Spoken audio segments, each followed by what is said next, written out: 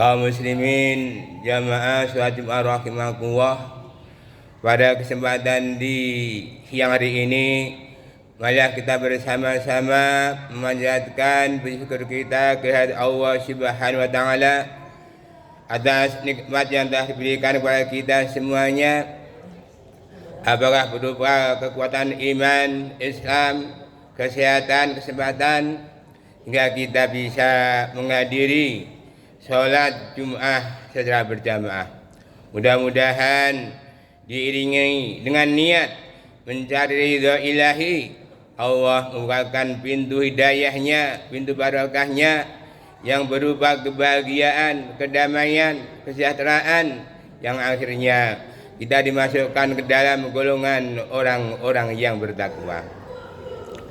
Salawat dan salam kita aturkan kepada junjungan kita Nabi besar Muhammad sallallahu alaihi wasallam beserta keluarga dan sahabatnya yang senantiasa telah memberikan berbagai macam keteladanan dalam kehidupan sehingga kita menantikan, merindukan syafaatnya sampai hari kiamat.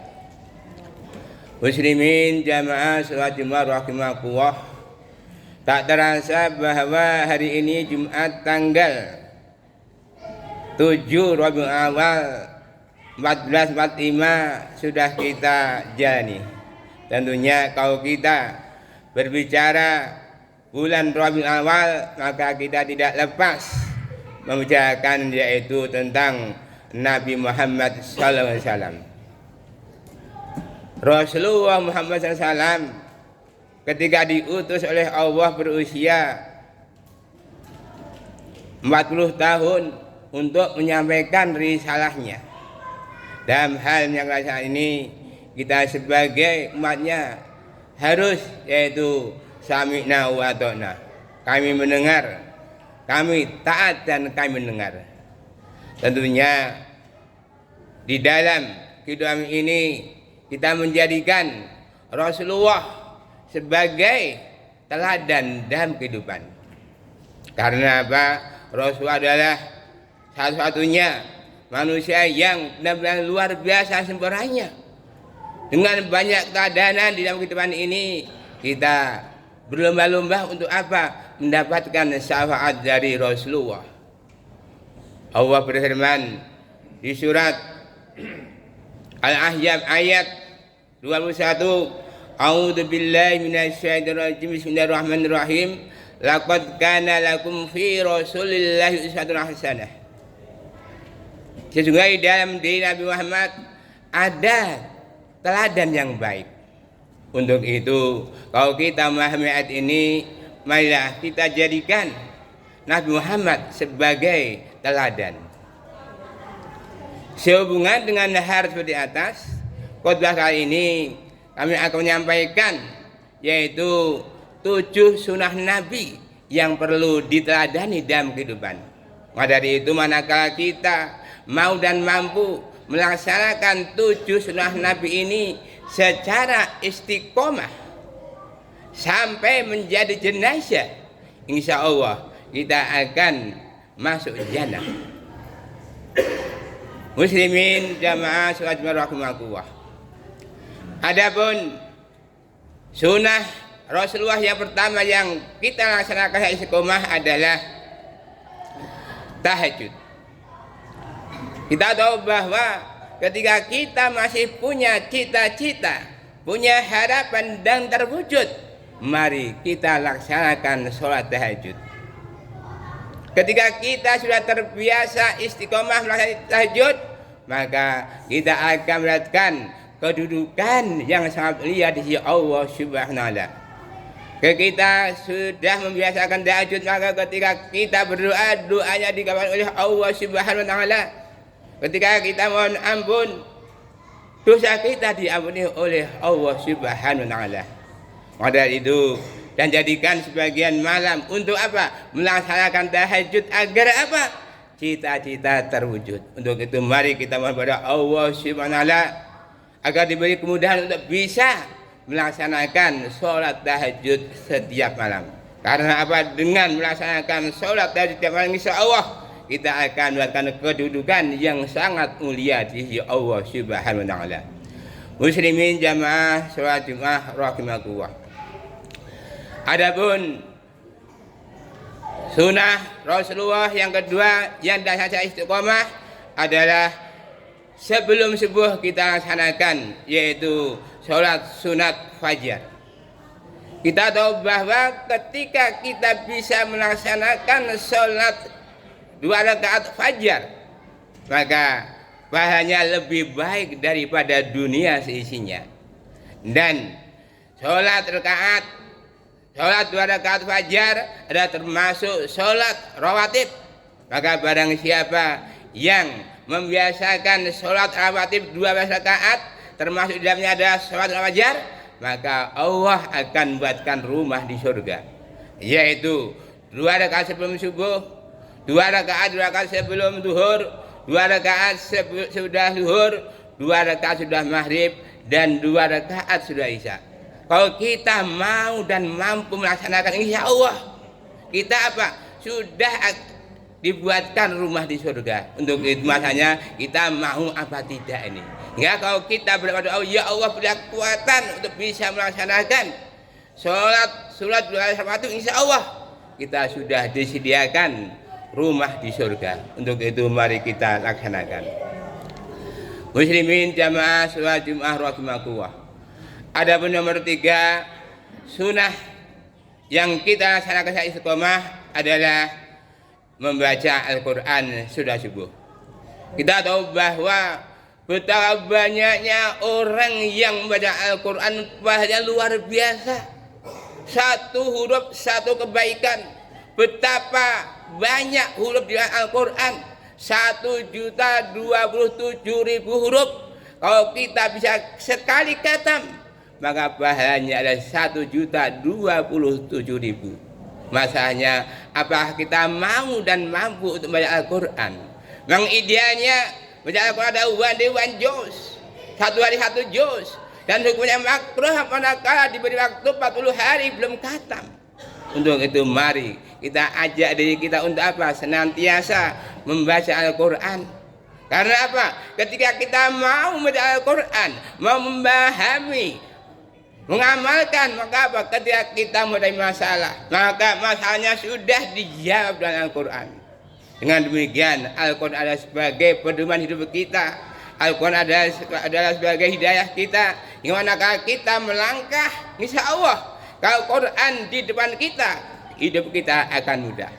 Tapi manakala kita berjalan, Al-Quran kita taruh di belakang, kita tidak akan sampai ada tujuan. Karena kita bingung mau kemana arah tujuan kita ini.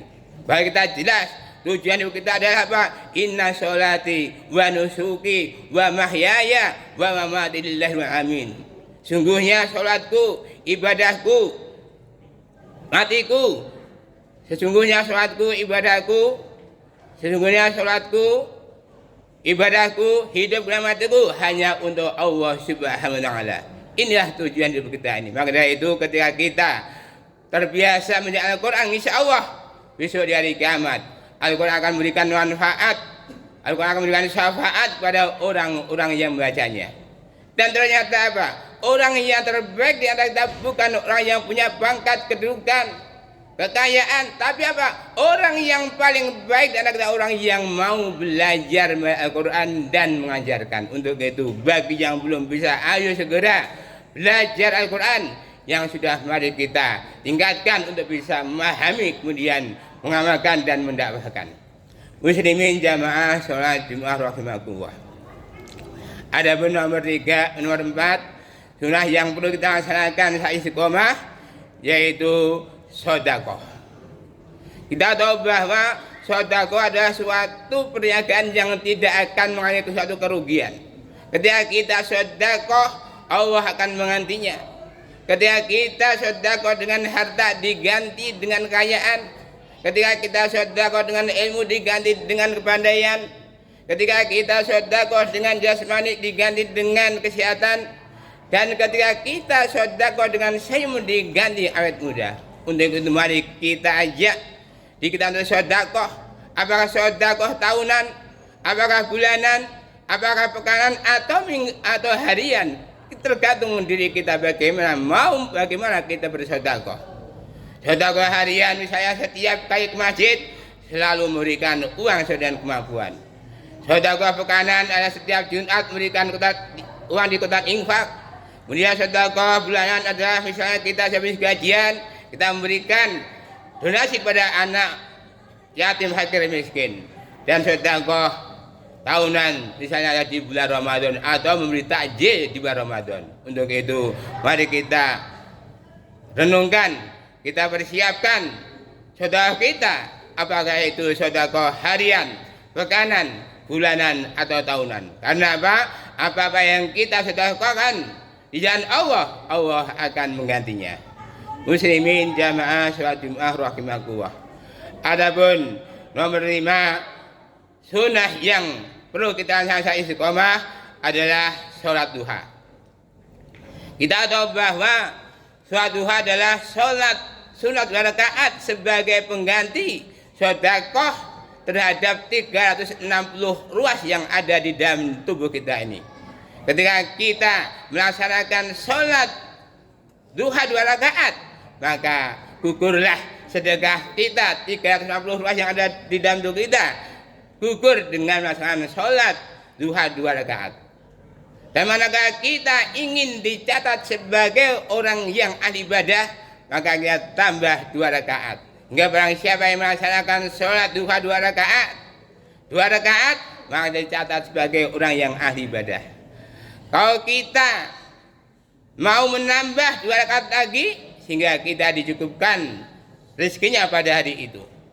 Allahumma in kana rizqi sama'i fa'hilhu wa in kana fil ardi ahrijhu wa in kana musyrikan fa'hilhu wa in kana haram fatarhu wa in kana bangidan faqribhu. Ya Allah, jika rezeki datangnya dari langit maka turunkanlah. Ya Allah, jika rezeki datangnya dari bumi maka keluarkanlah. Ya Allah, jika rezeki itu sukar maka mudahkanlah. Ya Allah, jika rezeki itu kotor bersihkanlah. Ya Allah, jika rezeki itu jauh maka dekatkanlah. Maka itu mari ajak diri kita untuk senantiasa melaksanakan sholat duha setidaknya ada 2 rakaat agar kita dicatat sebagai orang yang tidak lalai.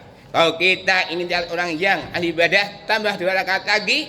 Kalau kita ingin dicatat sebagai orang yang taat, kita laksanakan sholat duha sebanyak 8 rakaat.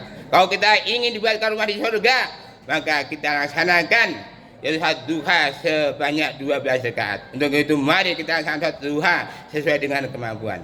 Muslimin jamaah sholat Jumat rahimakumullah. Ada yang ke-6 sunnah Nabi yang perlu kita laksanakan saat istiqomah adalah istighfar setiap saat. Kita sebagai manusia tentunya menyadari bahwa setiap saat kita selalu membuat dosa. Baik dosa itu disengaja maupun tidak sengaja, sadar atau nggak sadar, tiap hari selalu membuat dosa. Tapi sebaik-baik orang yang berdosa adalah untuk segera mohon ampun kepada Allah Subhanahu wa taala. Wa syari'u ila maghfiratin min rabbikum wa jannah ngarduha samawati wal ardh u'iddat lil muttaqin. Dan berilah kamu pada ampunan Allah dan surga yang luasnya langit dan bumi yang dibagi orang-orang yang bertakwa. Untuk itu mari setiap saat kita perbanyak yaitu bacaan istighfar. Rasulullah memberikan contoh setidaknya sehari semalam sedikitnya ada 100 kali astaghfirullahaladzim alladzi la ilaha illa huwal hayyul qayyum wa atubu ilaih. Monggo sesuai dengan kemauan kita. Muslimin jamaah sholat Jumat rahimakumullah. Ada yang terakhir sunnah Nabi yang perlu kita laksanakan istiqomah yaitu menjaga wudu. Ketika Bilal bin Rabah masih hidup, Rasulullah ditanya sahabatnya, "Ya Rasulullah, itu suara apa ya Rasulullah?" "Prok prok prok." "Oh, itu ada suara terompah Bilal sudah berada di surga." "Mengapa begitu ya Rasulullah? Kok terompahnya sudah di surga padahal Bilal masih hidup?" "Ya, karena Bilal adalah senantiasa menjaga wudu."